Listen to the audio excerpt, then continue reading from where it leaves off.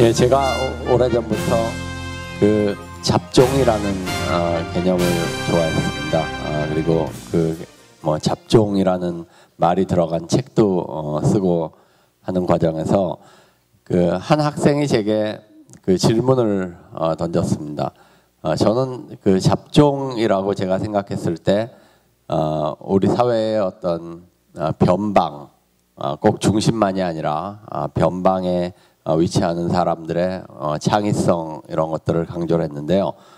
그 학생의 질문은 이 사회의 그림에서 보시다시피 사회의 중심에는 이제 A와 같은 사람이 있고 제가 잡종이라고 불렀던 사람은 이제 B에 위치하는 사람인데 자신의 지도교수한테 이런 얘기를 하니까는 지도교수가 그러니까 제 이론이 제 설명이 잘못된 것 같다.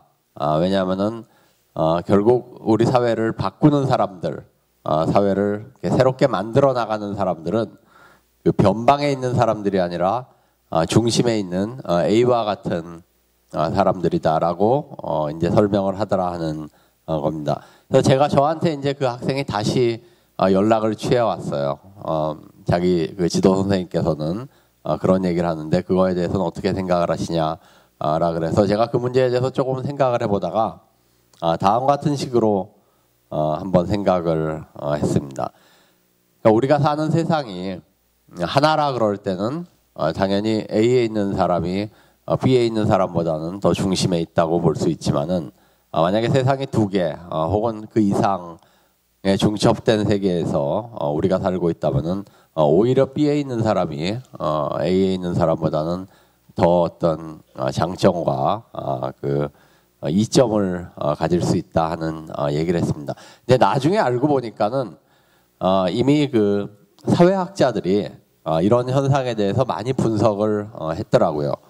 이렇게 두 세계에 겹쳐 있는 사람을 뭐 어떤 경우는 잡종이라고 부르기도 하고 하이브리드라고 부르기도 하고 어떤 경우는 마지널 퍼슨 혹은 마지널 피플이라고 부르면서 이런 부류에 특히 이제 미국의 경우는 그 백인 어머니와 흑인 아버지 사이에서 난 그 혼혈 아이 같은 경우가 이제 이런 경우에 속하는데요. 그런 그 마지널 퍼슨에 대해서 연구를 하다 보니까 이런 친구들이 어떤 문화적인 영역에서 그 다른 사람들이 가지지 못하는 상당한 종류의 어떤 컬처럴 크리에이티비티를 문화적 창의성을 보이는 경우가 많이 있더라 하는 것들을 알아냈습니다.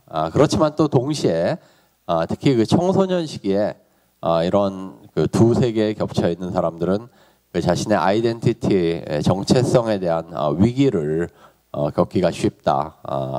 그렇지만 그 위기를 잘 극복을 할 경우에는 이런 사람들이 오히려 한 세계에 사는 사람보다 더 크리에이티브할 수 있다 하는 그런 연구들을 진행을 했다는 것을 알게 됐습니다. 자, 오늘 제가 말씀드리려는 그 내용의 핵심은 이렇습니다.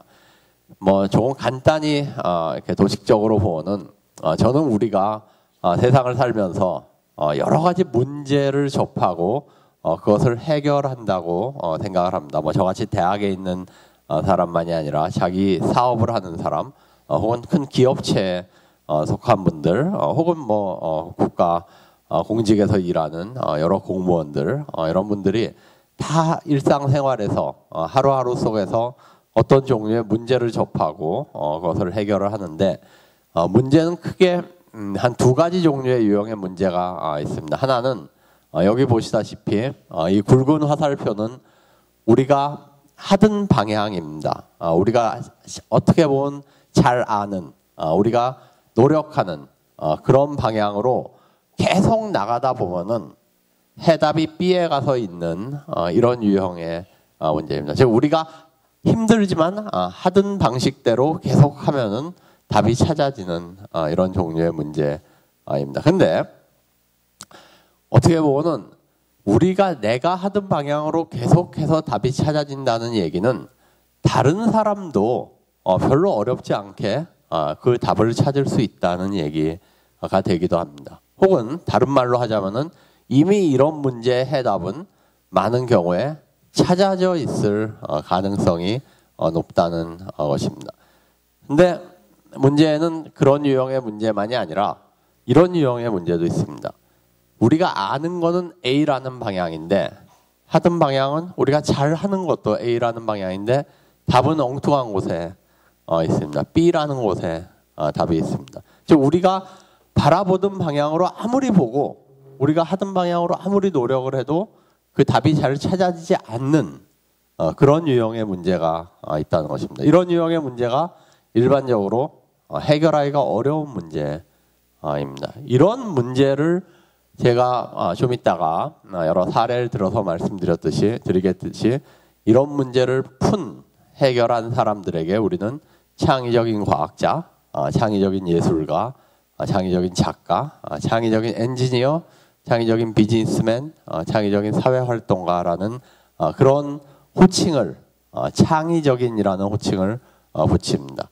다른 사람이 잘 못 풀던 문제, 어려워하던 문제, 해답이 잘 안 보이고 길이 잘 안 보이던 이런 문제를 해결한 사람들이죠. 자, 그럼 이런 문제를 어떻게 해결할 수 있느냐? 한 가지 방식은 약간의 그 수학적인 비유를 사용을 하자면은 이 우리가 잘 하던 A라는 방향과 그와는 상당히 다른 곳에 있는 X라는 두 개의 벡터를 비율을 들어서 합치면은 이 B라는 답이 얻어지게 됩니다. 그러니까 우리가 알던 방향과 그것과는 상당히 다른 곳에 있는 이 엉뚱한 요소 X를 결합시키는 것입니다. 이게 이제 제가 오늘 말씀드리는 또 오늘 이 포럼의 주제인 융합입니다.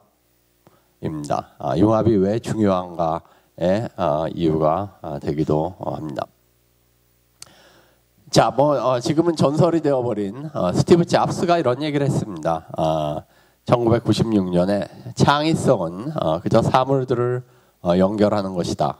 Creativity is just connecting things. 창의적인 사람은 그들의 경험을 연결해서 새로운 것들을 만들어내는 사람들이다. 우리 산업계에 종사하는 많은 사람들은 다양한 경험을 가지고 있지 못하다. 그들은 연결해야 될 점들을 많이 가지고 있지 못하며 따라서 문제에 대한 넓은 시각 없이 직선적인 해답을 얻어내곤 한다. 인간 경험에 대한 이해가 클수록 혹은 더 많은 경험을 할수록 더 많은 연결할 수 있는 점들을 가지고 있을수록 우리는 더 좋은 디자인을 가질 수 있다라는 얘기를 했습니다. 창의적 혁신, 크리에이티브 어소시에이션을 이해할 때 우리가 한 가지 먼저 이해해야 될 점이 있습니다. 그것이 창의성이라는 것에 따르는 어떤 종류의 오해인데요. 사실 창의성에 관련된 오해는 굉장히 많이 있습니다. 그렇지만 대표적인 오해 중에 하나가 이런 겁니다. 진정으로 창의적인 것은 무에서 유를 창조해내는 것이다 라는 식의 얘기입니다. 진정으로 창의적인 사람은 무에서, nothing에서 뭔가를, something을 만들어내는 사람들이다. 이게 가능할까요? 우리가 신이 아닌 이상 아무것도 없는 것에서 무엇인가를 만드는 것이 가능할까요? 한번 우리가 이런 얘기 많이 듣습니다. 덜 중요한 창의성은 있는 것에서 있는 것을 만들지만 진정으로 중요한 창의성은 없는 것에서 있는 것을 만들어내는 것이다. 근데 이 얘기가 맞는지 한번 곰곰이 생각을 해보십시오. 없는 것에서, 아무것도 없는 것에서 무엇인가를 만들어내는 이런 종류의 창의성이 있을 수가 있냐. 혹자는 정말 창의적인 상상력은 그것을 가능하게 한다라고 얘기를 합니다. nothing에서 something을 만들어내는 것을 창의적인 상상력이 그래서 중요하다고 얘기를 합니다. 자, 이 예를 한번 보시죠. 용. 우리가 잘 알고 있는 크리처죠. 근데 없는 것입니다. 분명히. 용은 지금 우리는 자연세계에 존재하지 않는다라고 알고 있습니다. 인간의 상상력의 산물이에요. 자, 그럼 이 예가 없는 것에서 있는 것을 만들어낸 창의적 상상물의 결과다라고 얘기할 수 있는가? 용이 어떻게 만들어졌는가를 보시면 이렇게 만들어졌습니다. 용은 낙타의 얼굴에, 사슴의 뿔에, 토끼 눈에, 돼지 코에, 암소 귀에, 이무기 목에, 뱀 몸에, 매 발톱에, 호랑이 발바닥을 합쳐서 만들어졌습니다. 아무것도 없는 곳에서 무엇인가를 상상으로 창조해낸 것이 아니라 있는 것들을 조합해서 만들어낸 것입니다. 그 차이가 있다면은 무엇이냐면은 결국은 그 조합이, 이 기존에 존재하는 것들의 조합이 얼마나 다른 사람이 생각할 수 없는 방식의 조합을 가능하게 한 것이냐, 그렇지 않느냐의 차이입니다. 뭐 조금 복잡한 얘기를 말씀드리면은 실제로 18세기에 서양의 예술가들이 예술의 위대성을 강조하기 위해서 진정한 예술은 없는 것에서 있는 것을 만들어내는 것이다. 진정한 예술가들은 nothing에서 something을 만들어내는 사람들이다라는 얘기를 하기 시작했습니다. 이 얘기가 이제 잘못 이해되고 와전돼서 지금 우리는 창의성은 없는 것에서 무에서 유를 만들어내는 게 창의성이다라고 잘못 생각하고 있습니다. 이렇게 생각을 하게 되면은 대체 어떻게 무에서 유를 만들어내는 게 가능한가에 대한 해답이 나오질 않습니다. 진정으로 창의적인 사람을 훈련시키고 이들을 교육시키고 이들을 장려할 수 있는 그런 구체적인 해법들이 전혀 나오질 않습니다. 창의성은 있는 것에서 새로운 것을 만들어내는 과정입니다. 여기서 중요한 것은 있는 것들을 어떻게 새롭게 조합을 하느냐, 어떻게 새롭게 연결을 시키느냐, 어떻게 새롭게 융합을 하느냐의 문제입니다. 자, 몇 가지 예를 간단히 말씀드리겠습니다. 제가 전공하고 있는 과학사, 기술사에서 나오는 예들인데요. 아이작 뉴턴은 뭐 더 말할 나위 없이 유명한 과학자입니다. 일반인을 대상으로 설문조사를 해도 그렇고 전문 과학자들을 대상으로 설문조사를 해도 뉴턴은 지금까지 살았던 모든 과학자 중에 가장 위대한 과학자로 보통 꼽힙니다. 뉴턴의 위대성은 그가 중력의 법칙을 가지고 두 물체 사이에 존재하는 힘, 거리의 제곱에 반비례하는 힘을 가지고 천체 운동, 특히 여기 보시는 케플러의 제1법칙, 모든 행성은 태양을 한 초점에 둔 타원 운동을 한다라는 케플러의 1법칙을 수학적으로 증명한 데 있었습니다. 밑에 보시는 그림은 뉴턴이 이 케플러의 1법칙을 증명할 때 사용했던 기하학적인 도형입니다. 이 증명 자체는 굉장히 아름답고 굉장히 천재적인 증명입니다. 그런데 뉴턴의 위대성은 이 수학적인 증명을 했다는 데 있는 것이 아니라 이 증명을 하기 위해서 힘이라는 존재를 자연세계에 다시 도입했다 하는 데 있습니다. 거리의 제곱에 반비례하는 힘이라는 것을 도입을 했는데요. 그 당시에 일반적인 과학자들의 상상력의 공간 속에는 힘이라는 개념이 없었습니다. 세상은 물질과 운동으로만 이루어져 있었지 두 물체 사이에 작용하는 끌어당기는 힘 같은 그런 개념은 당시 과학에서는 설 자리가 전혀 없었습니다. 근데 뉴턴은 이 개념을 도입을 했거든요. 자, 어디서 뉴턴이 이 아이디어를 가지고 왔을까라는 문제가 사실은 많은 과학사학자들의 수수께끼였습니다. 1970년대 이후에 여러 과학사학자들의 노력 끝에 뉴턴이 힘의 개념의 근원이 밝혀졌는데 그것은 뭐 어떤 의미에서 아이러니컬하게도 뉴턴이 심취했던 연금술이었습니다. 그 당시 연금술사들은 당시 일반적인 과학자들과 달리 이 세상에 보이지 않는 어떤 종류의 힘이 꽉 차 있다라고 생각을 했어요. 당시 과학자들은 그런 게 없다라고 생각을 했지만 뉴턴은 뭐 몇 가지 이유에서 연금술에 한 10년 정도 심취를 했었고 그 연금술로부터 결국은 두 물체 사이에 존재하는 힘이라는 개념을 가지고 들어와서 자신의 천체역학과 결합을 시켜서 그 둘의 융합을 통해서 결국은 그 당시까지 한 80년 동안 풀리지 않았던 왜 지구와 같은 행성은 태양의 주위를 타원으로 도는가 라는 문제를 깔끔하게 해결을 했던 것입니다. 이것이 뉴턴의 가장 중요한 업적이자 가장 창의적이고 가장 현재적인 기여였습니다. 자, 독일에서 19세기 중엽에 실험 심리학이라는 분야가 부상을 합니다. 비렐름 분트라는 학자가 심리학의 실험의 방법을 도입을 하는데요. 흥미있는 것은 이 비렐름 분트가 심리학자가 아니었다는 것입니다. 분트는 생리학과 의학, 실험과학을 공부했던 과학자였습니다. 근데 운이 없게도 분트가 대학을 졸업하고 대학에 직장을 잡을 교수가 되려고 했을 때 그 당시 생리학 교수직이 독일에서 꽉 차버려요.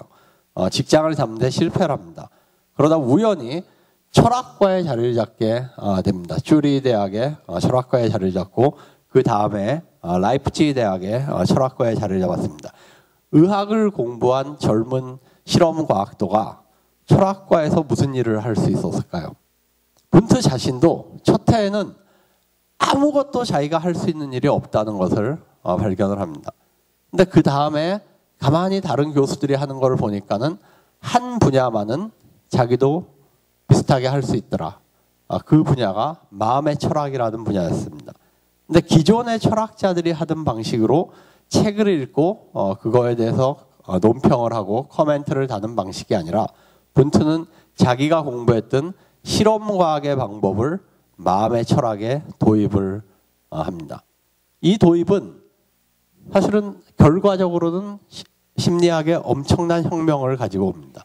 실험 심리학이라는 분야가 여기서 출발을 하고 탄생을 했으며 지금 21세기의 심리학은 90% 이상이 실험 심리학입니다. 심리학자들은 다 자연과학자들처럼 실험의 방법을 써요. 1850년대 이전까지 인간 심리에 대해서 연구했던 사람은 아무도 실험의 방법을 쓰는 사람이 없었습니다. 불과 한 150년 사이에 이런 엄청난 전환이 일어났는데 이 전환의 출발은 너무나도 우연스럽게 분트라는 자연과학자가 자기 학과의 자리를 못 잡고 철학과라는 엉뚱한 학과의 교수가 되면서 자기가 할 수 있는 일을 찾아나가기 시작을 했던 데서 출발을 했던 것입니다. 분트는 철학의 주제와 마음의 철학이라는 철학의 주제와 자신이 배웠던 실험과학의 방법론을 절묘하게 결합을 시킴으로써 결국은 심리학 분야에 혁명을 가지고 왔을 뿐만 아니라 독일이란 나라의 심리학이 프랑스와 영국을 추월해서 심리학 분야를 선점하는데 굉장히 중요한 역할을 했던 것입니다. 자, 여기 보시는 이 인물은 에르빈 슈레딩거, 어윈 슈레딩거라는 독일의 물리학자입니다. 노벨 물리학상을 수상을 했고요. 양자 물리학을 공부하는 사람들은 다 이 슈레딩거의 방정식 때문에 한두 번은 이렇게 쩔쩔맸던 그런 경험을 가지고 있을 겁니다. 이 슈레딩거의 방정식은 양자 물리학에서 원자 구조 밑에서 작용하는 아주 작은 영역에서 작용하는 양자 물리학에서 뉴턴의 방정식만큼이나 중요하고 위대한 업적입니다. 슈레딩거는 개인적으로 굉장히 독특한 사람이었어요. 젊었을 때부터 철학에 관심이 많았습니다. 물리학을 공부하면서 동시에 혼자 독학으로 물론 수업도 듣고 그렇지만 철학을 공부했습니다. 근데 슈레딩거가 아주 흠뻑 빠졌던 철학은 당시의 철학자들이 했던 철학이 아니라 동양 철학, 특히 인도 힌두 철학에 아주 깊게 빠졌습니다. 그래서 슈레딩거가 굉장히 좀 이상한 생각을 해요. 젊었을 때부터. 뭐냐면은 너와 내가 다른 존재가 아니다라는 생각을 합니다. 힌두 철학에 의하면 다 결국은 같은 존재예요.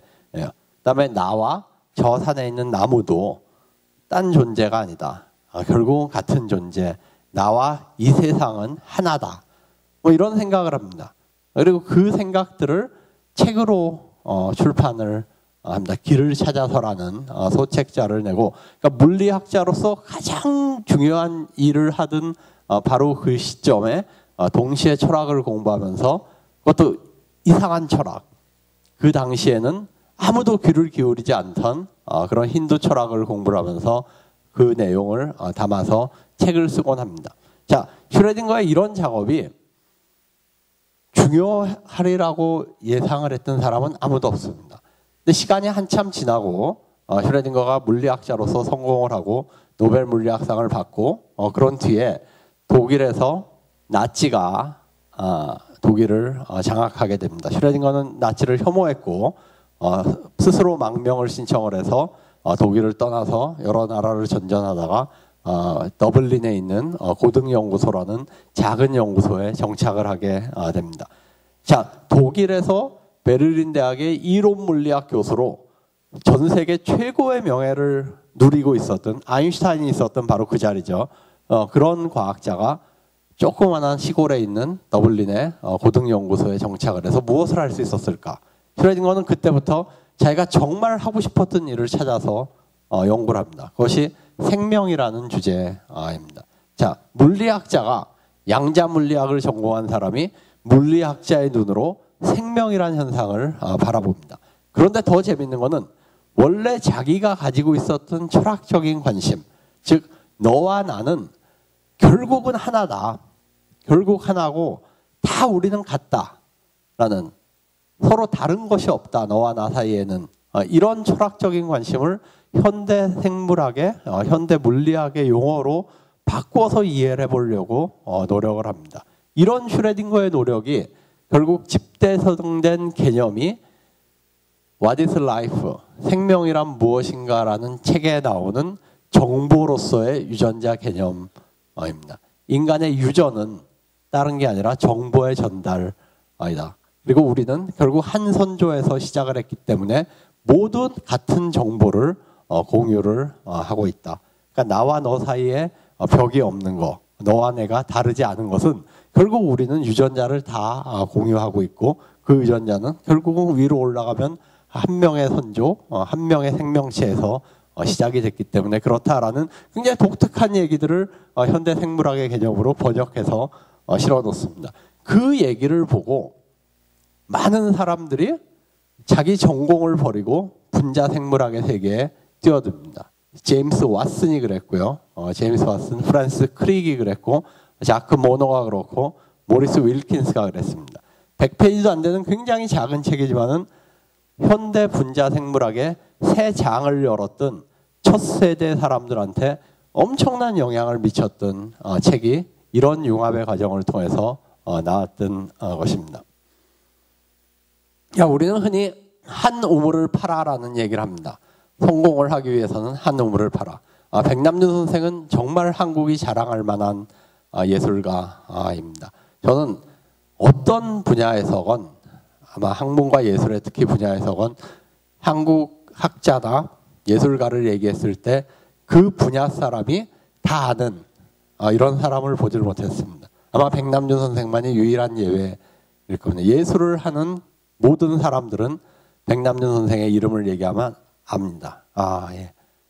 비디오 아트의 선구자, The Father of Video Art라고 대답을 할 정도로 굉장한 업적을 남겼던 예술계에서 사람, 저희가 생각하는 것 훨씬 이상의 중요한 역할을 했던 분인데요. 그 백남준 선생은 비디오 아트라는 한 분야를 10년, 20년 이상 계속 팠습니다. 한 우물을 판 거죠. 그래서 결국은 성공을 한 이런 케이스다라는 얘기가 나옵니다. 그렇기 때문에 성공을 하기 위해서는 이것저것 들여다봐서는 안 되고 한 우물만을 10년, 20년 계속 파야 된다. 자, 이 얘기가 맞는 걸까요? 백남준 선생님이 비디오 아트라는 분야를 개척한 것은 맞습니다. 어떻게 이게 가능했을까? 원래 백남준 선생님은 음악을 전공을 했습니다. 음악에 대해서 굉장히 깊은 관심이 있었고요. 일본에 건너가서는 미학과 철학을 공부했습니다. 특히 서양 철학사를 아주 깊게 공부를 하고, 그 다음에 독일로 와서는 플럭서스라는 전위 아트 그룹에서 활동을 하면서 여러 가지 퍼포먼스 뮤직을 했습니다. 피아노를, 자기가 전공한 피아노를 이용한 퍼포먼스 뮤직을 하다가, 그러다가 하루는 독일의 한 방송국에서 방송시설에 감명을 합니다. 아, 전자공학이 이 정도 수준까지 발달해 있구나라고 감동을 한 뒤에 다른 것들을 다 제치고 전자공학과 물리만을 공부하기 시작을 합니다. 그러다 아베 슈아라는 일본 엔지니어를 알게 되고 그 사람과 같이 수년 동안 컬래버레이션을 합니다. 협동 작업을 하죠.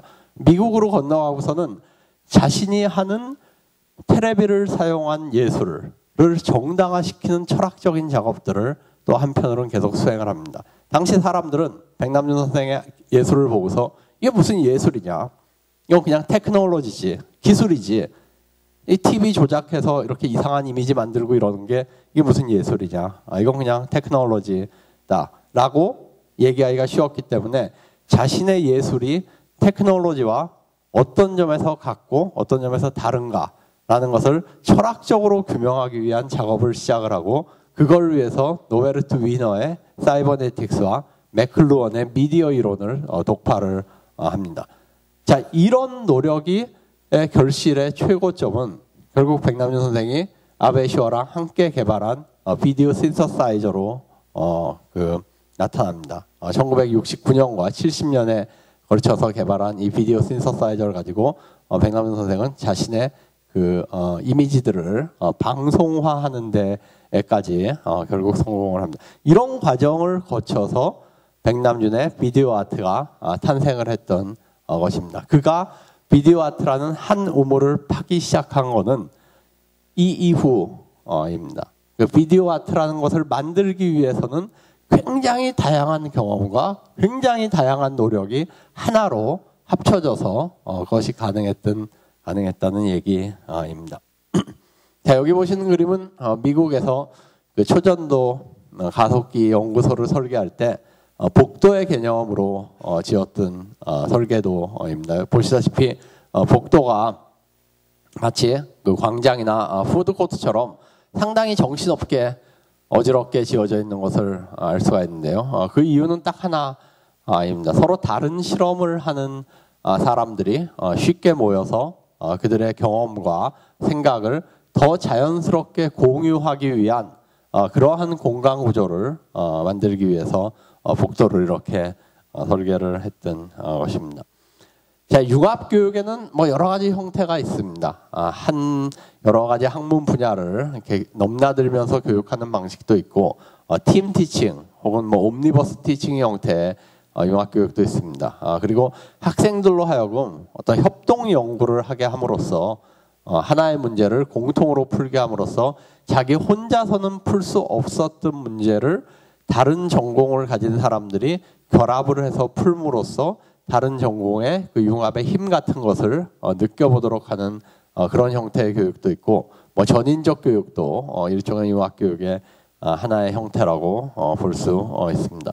저희가 융합교육을 얘기하는 목표는 한 분야의 전문 지식에만 매몰된 사람을 만들지 않기 위해서, 또 더 중요한 것은 창의성 있는 사람을 키우기 위해서 그렇고, 저는 모든 학생이 상당히 일찍부터 융합교육을 맛볼 필요가 있다고 생각합니다. 특히 자신이 세계에 대해서 어느 정도 지식이 쌓이고 나면은 자기의 지식에 만족하고 그거에 대해서 자부심을 가지고 그러기 때문에 그 밖에를 잘 보지 않으려는 경향이 있습니다. 자기가 잘하는 것을 발견하고 나면은 그 잘하는 것 이외의 것들은 잘 건드리지 않으려는 그런 경향이 있습니다. 저는 융합이 혹은 융합교육이 일종의 소통이라고 생각합니다. 넓은 의미의 소통인데요. 왜 그러냐면은 이 소통이라는 것은 결국 자기가 잘 아는 영역과 그렇지 못한 영역 사이를 넘나들 수 있는, 그것들을 연결할 수 있는 그런 태도와 능력을 의미하기 때문에 그렇습니다. 제가 지금까지 말씀드린 그 융합에 대한 사례에서 저희가 찾을 수 있는 함의는 다음과 같습니다. 융합이라는 것은 결코 이것저것 두루두루 맛보게 하고 이것저것 가르치는 그런 것을 얘기하지 않습니다. 융합을 잘하는 사람들의 특성은 결국 박학다식하다, 많은 것을 굉장히 얕게 알고 있다는 것이 아니라 가장 중요한 부분은 사고의 유연성입니다. 내가 알고 내가 잘하는 게 전부가 아니다라는 생각 입니다. 나는 이걸 굉장히 잘 알고 있고 잘 하지만 그게 다가 아니다라는 생각입니다. 그 밖에 굉장히 유용한 것들이 자기에게 도움이 될 수 있는 것들이 충분히 많이 있을 수 있다라고 생각하는 그 유연한 사고, 그리고 자신이 아는 것만이 아니라 자신의 주변에도 관심을 갖는 태도, 그러기 위해서는 타 분야를 이해하고자 노력하는, 다른 사람들이 공부하고 다른 사람들이 잘 아는 것도 내가 한번 알아보고자 노력하는 그런 자세, 그러기 위해서는 타 분야만이 아니라 다른 사람들, 다른 일을 하는 사람들에게도 가질 수 있는 어떤 종류의 열린 태도, 그리고 경계를 항상 넘으려는, 경계에 만족하고 그 속에 안주하려는 태도가 아니라 그것을 항상 뛰어넘어 보려는, 경계 밖에는 무엇이 있을까 하고 궁금해하는 태도, 소통에 대한 관심, 그리고 그런 것들을 가지고 와서 내 것과 한번 섞어보려는, 융합시켜보려는 어떤 지적 실험에 대한 열정, 이런 것이 바로 저희가 추구하는 어떤 융합인, 잡종, 하이브리드의 특성이 아닐까 생각합니다.